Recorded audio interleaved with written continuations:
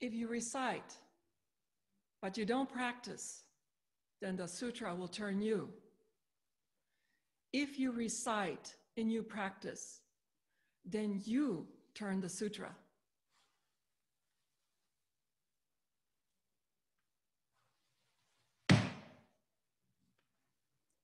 No sutra, no practice, no turning.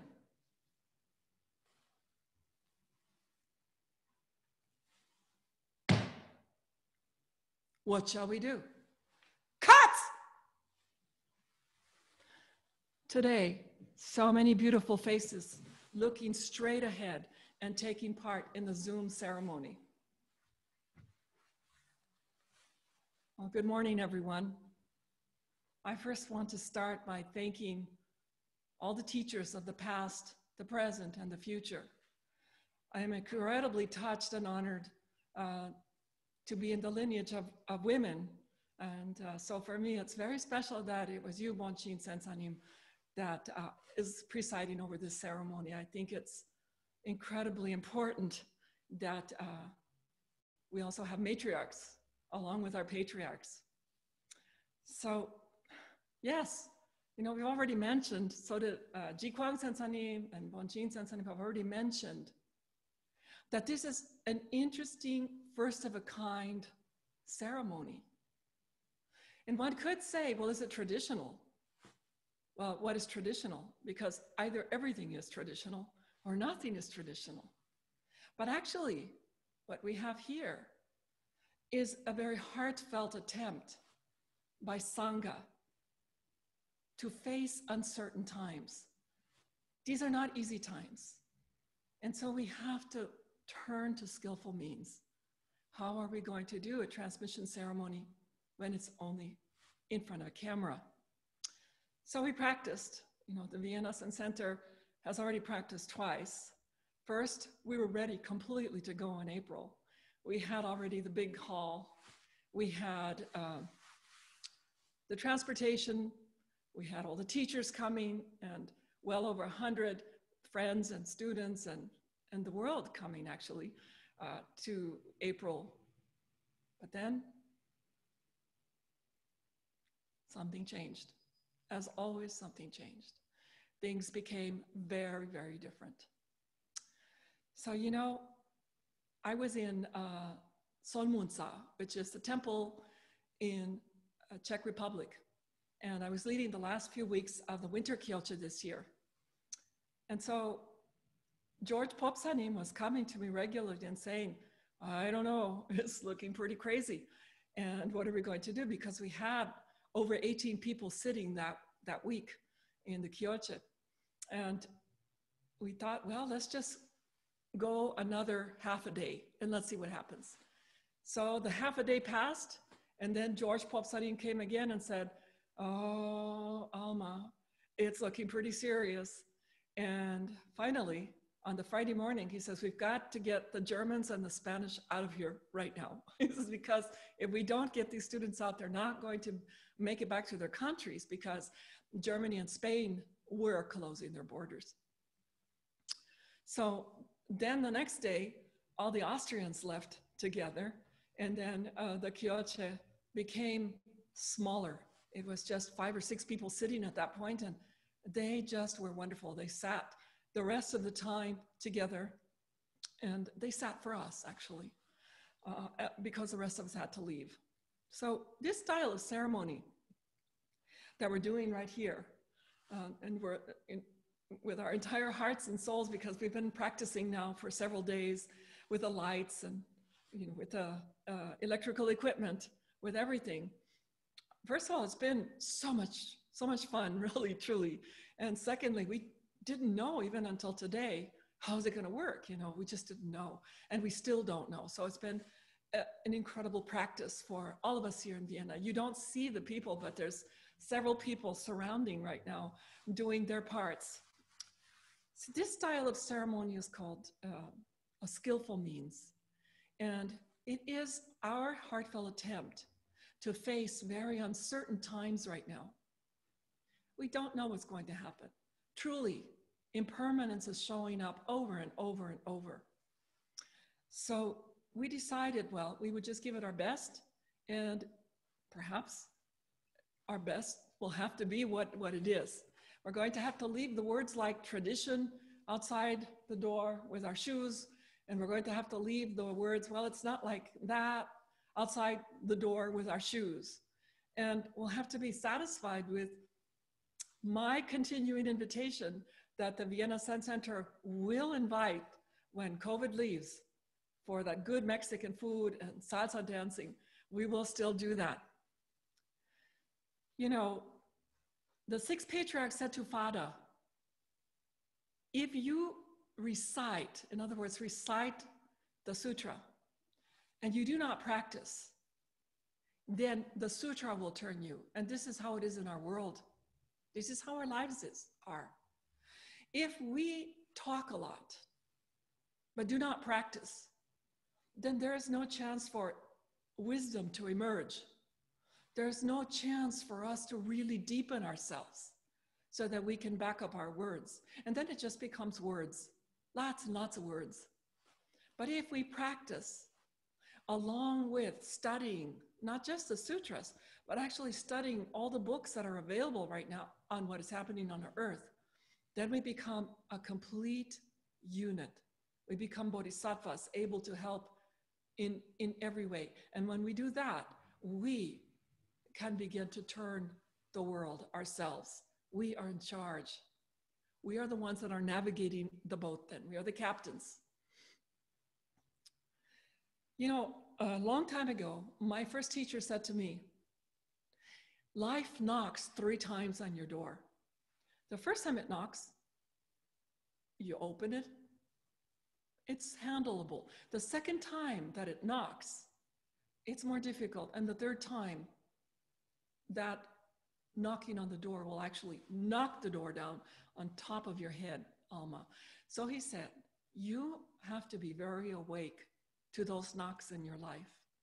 And sure enough, it's happened.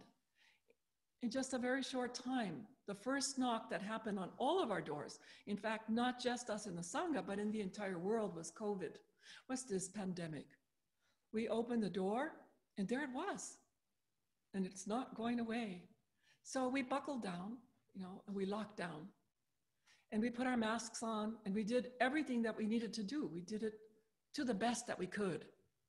And in our Sanghas, we went towards using Zoom and towards, you know, less people in the Dharma room practicing so that we could help each other and we could protect each other. This was the first knock. The second knock came when my very beloved friend and colleague called me one Thursday night, and he said, Alma, sit down. I have to tell you something. And he said, I'm incredibly ill, and I'm facing a very serious operation. You know, and at that very time, at that very moment, on the telephone with him, he and I, we surrendered. We surrendered to the sadness that we felt. We cried. We hung up the phone, and the next morning we talked again.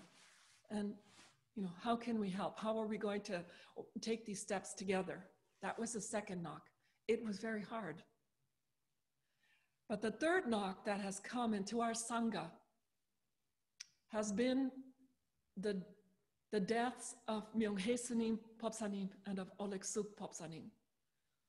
Those were indeed the times that the knock crashed on our doors and crashed right through our heart. How are we going to deal with this? What was that all about? What is that? They're gone. What does that mean? It was very difficult. And still, you know, we took charge in our Sangha. We took charge. And very great gratitude to Zen Master De Kwan in Gaksu. She immediately jumped.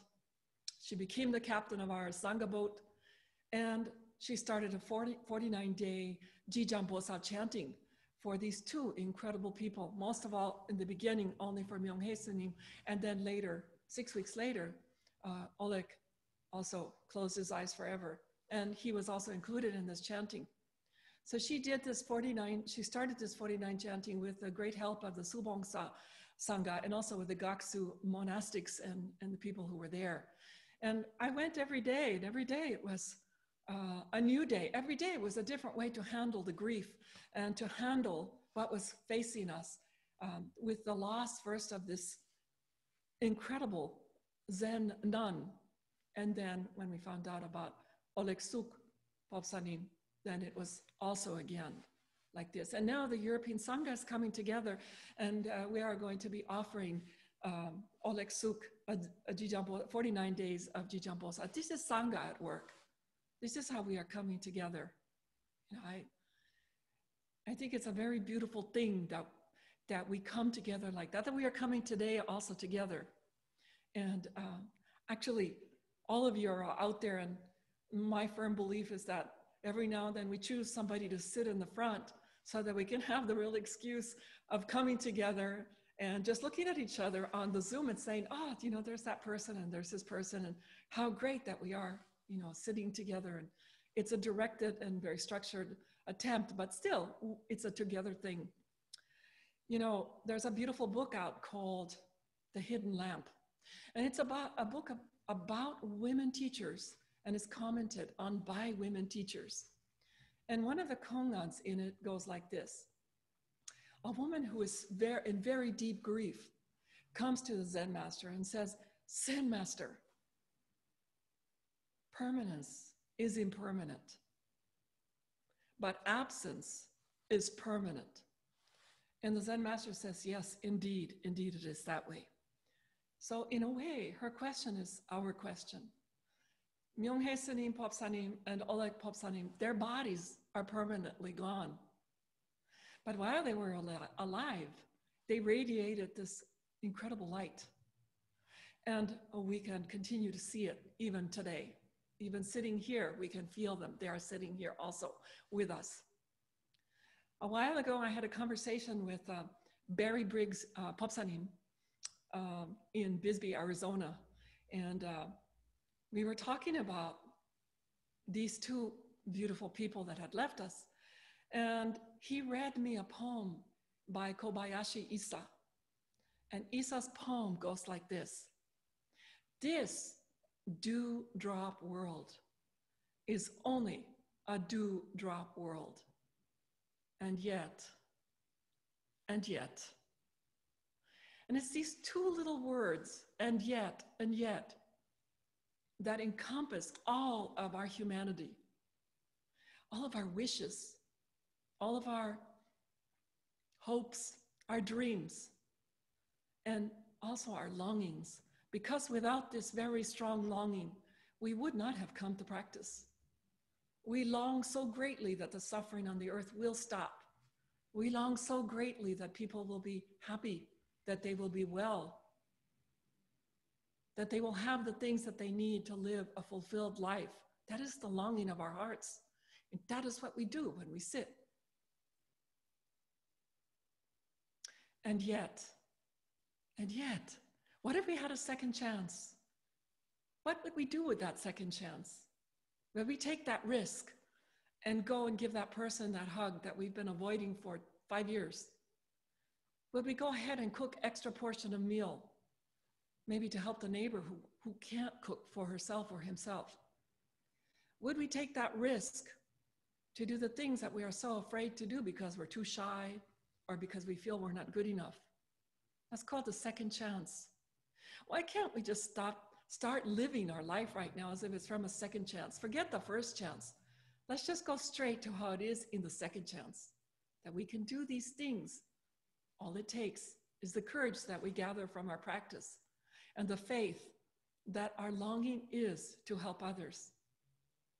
You know, two people that lived the second chance was Oleg Popsanim and Myunghae Sanim Popsanim. Oleg's Sangha members, some of the members shared with me that his doctors were really impressed because even towards the end, when he was experiencing very great pain in the hospital, the doctors couldn't understand how he was so balanced, so present with that twinkle in his eye, how he brought smiles on people's faces. Any of us who knew Oleg were very soon on the floor laughing because he had such an amazing wit. He was very, very funny and very generous with his humor. And even to the very end, he was still doing Kongan interviews from his bed. And he gave everything. He was living from the second chance. He didn't wait. And it was the same with Myung Hae Sunim Popsanim. Even to the very end, she was sending little pictures of beautiful oceans, pictures of the sunset. She was sending little messages. She was touching us all. Many of us got those little messages. And on the way home that night, when she finally left her body, she was coming from having practiced, from having led practitioners into the practice. These are two extraordinary examples for us. They show us how we can also live like this, full lives. So what if we fall down? So what if we don't quite make it, but we took the risk to reach out, and we need to do this. We need to do this even more. And yet we try. We try so hard. We try 10,000 years. We turn our eyes to the floor. We practice. We practice because we know that wisdom will emerge. That when this wisdom emerges, coupled with our compassionate hearts, we can make a very big difference on our planet right now. So we're here today. We've turned on the computer, and you look around and you see lots of people. All the little buttons to push. Up there to the right is a little button that you can say, look at everybody all at once, or just look at the speaker, or however you wish. You can do this in many different ways. And so you are being transmitted to me, and I am being transmitted to you. It is an effort. It is a Zoom effort. And when we started to do this, I know that some of us grumbled, because it's our nature to grumble a little bit. We would say, what? We're going to sit in silent meditation and stare at a computer? I don't think so. I'm not so sure about that. And we would grumble and say, but I don't know how to do it. And really, we want to do this, but we did it. And some of us were really happy about pushing any buttons and getting your face up on there and, wow, look at that. I'm on camera. There's a saying, a very, very, very appropriate saying. Some of us follow the goddesses willingly, and others of us are dragged. So eventually we're sitting here, whether dragged or willingly, you on the other side of this computer and me on this side, and still we are together. And that is amazing. That is the amazing world of Zen, the amazing world of saying, I put down my opinion. I'm going to be here. I'm going to be here with everyone. So this is being transmitted. This is the important thing. Sangha is being transmitted. I remember, some of you have heard this story. I remember at the very beginning of my sojourn with the Quantum School of Zen, and Ji Kwang Sunim already talked a little bit about it. His relationship and my relationship was a little bit like a habanero pepper. It was intense, but I learned so much from him, and I'm hoping that he also learned a lot from me. And at some point, we just dropped all of that and just became very, very good friends. And, at the very beginning, though, it was the Quantum School of Zen, and it was a small Sangha. And I thought to myself, what are we going to do? And then suddenly, as Ji Kwang Sanim already said, Sushila, who is also in this audience today, and in her incredible generosity, just afforded us an amazing donation. Our Sangha is protected by Dharma protectors, and she was one like that for us. And so we had this donation, and I thought to myself, I still haven't met the patriarch, and I'm not going a step further until I meet him. I have to know him face to face. I want to know, who is this person? He sounds good, and I really love the Berlin Sangha, and I love this teaching. This teaching is so wonderfully simple, but who is he? So I bought my ticket, and I flew from Berlin, Germany. I flew to Los Angeles. And when I got there, Musang Suni picked me up, and he said to me, we're about to get to the Zen temple and Daisensani is already there. And I said, this is wonderful. Can I see him? And can you arrange a meeting for me with him? And he said, sure. And the very next morning, I had a meeting with Daisensani. And that was the first step for me, was how amazing. Is this easy? He's allowing me in. And the reason this was so important to me was because I had spent many years with an Indian guru. And this Indian guru was very far away from us. So I couldn't actually come up to him and just ask him a question. And then this community went very wrong and it exploded apart and everyone went their way. And I had a very hard time in the community myself. So I promised myself that if I found another way, that I would only do it if I could meet the teacher. And Joe, I was there to check Daisensani out, quite frankly. And I go into the room that morning and I bowed. And there was Daisensani sitting there in a very natural but very strong, he was very present. And on his side was Musangsanim, who was going to translate Daisensani's Pidgin English into American English so that I could understand what was being said. And, you know, Daisensani looks at me and says, you have questions? And I said, yes, I have 3 questions, 3. And he says, good. First question?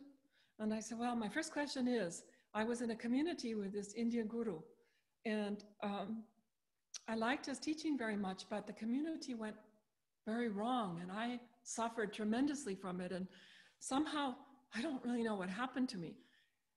And Daisensani looked at me very intently, and then he said, already passed. That's it. And at that moment, my mouth fell open and my mind completely stopped. And I fell into the present moment. He was just there. And I could look at him and I could sense Musangsanim on the other side. And I thought, wow. So I'm in that space of don't know, mouth open. And then he says to me, second question. And I thought, oh yeah, that's right. I have 2 more questions. So I said to him, Daisensani, I know a lot about this previous teacher that I had. And now his students are coming to me and asking me, what do I know? And I'm not quite sure what to do or how to handle that. And again, in an instant, he said to me, tell them all you forgot.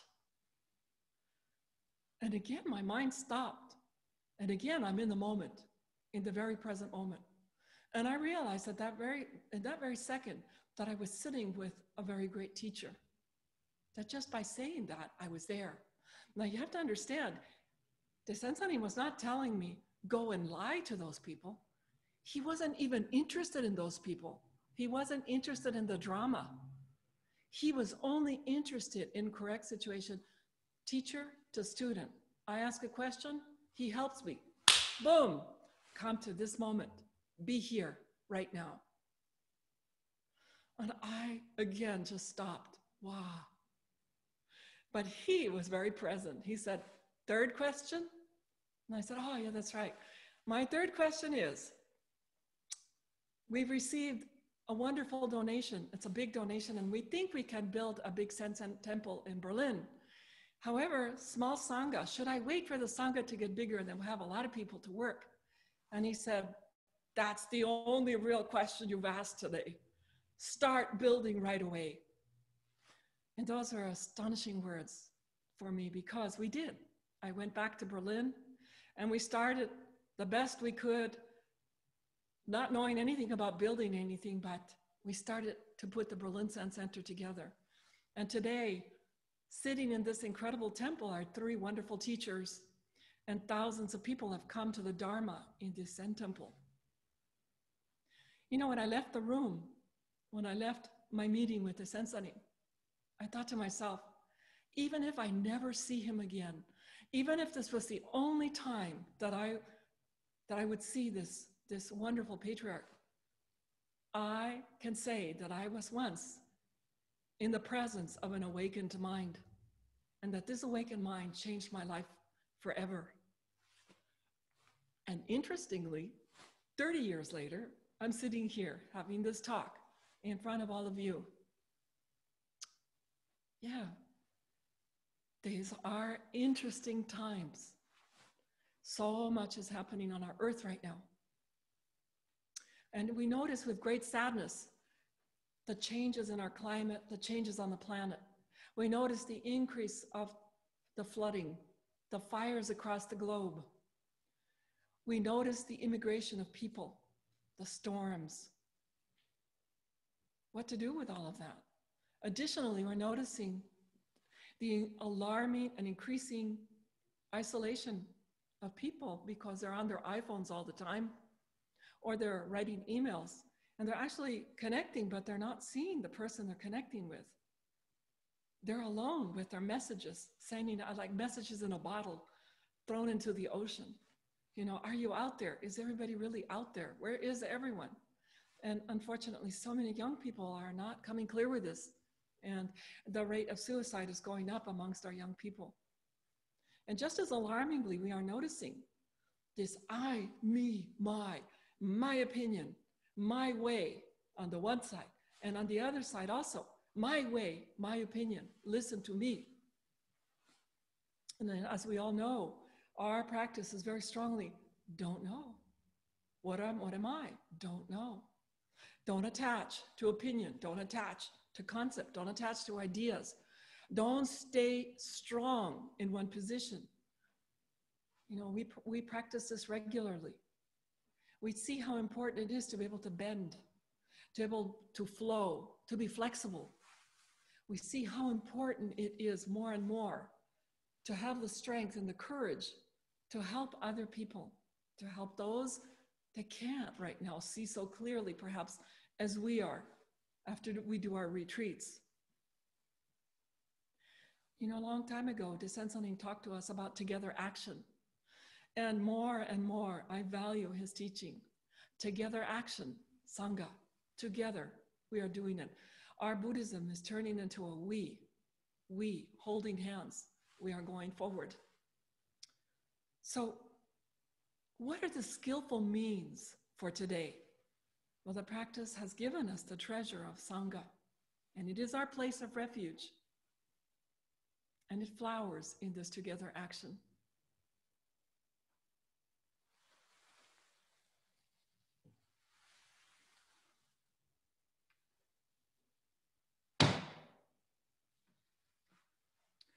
The Buddha taught infinite dharmas for infinite karmas.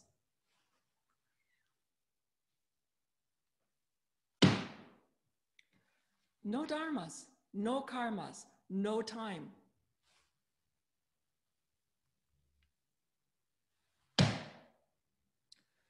Infinite ways that we together can reach our 1,000 hands and eyes out and help humanity, help all sentient beings be free from suffering. So how will we do this? Cut! Soon this ceremony is over. When you cook lunch today, make sure you make an extra portion for your neighbor. Thank you so much. This talk is over.